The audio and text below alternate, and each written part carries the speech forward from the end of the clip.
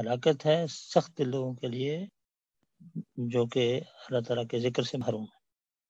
تو گویا ساری یہ چیزیں بتائی جا رہی ہیں کہ کیا کچھ کرنا چاہیے، اللہ تعالیٰ کا کثرت سے ذکر کرنا چاہیے۔ اب ذکر میں کیا چیز ہے؟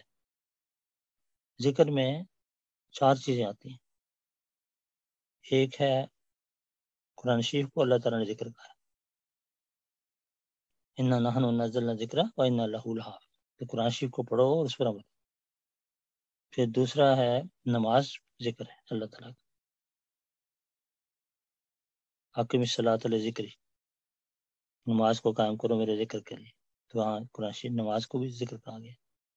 پھر تیسری چیز ہے عام اللہ تعالیٰ کا ذکر کرنا، والا ذکر اللہ اکبر، کہ ہر وقت جو بھی فارغ وقت ہو انسان اس میں مختلف دعائیں پڑھتا رہے، سبحان اللہ، الحمدللہ، اللہ اکبر، اس طرح کی بات۔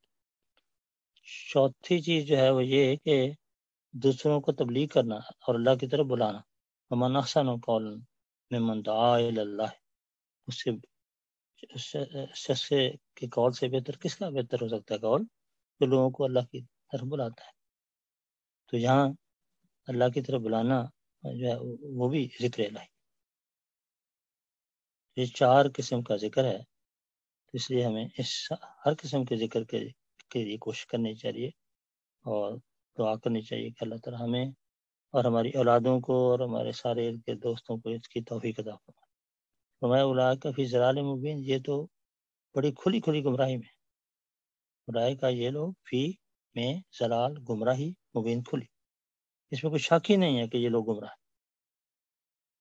جو ان 4 ذکروں میں سے کسی ذکر سے بھی غافل ہیں ان کو خدا فرما رہے ہیں وہ گمراہی کی حالت میں۔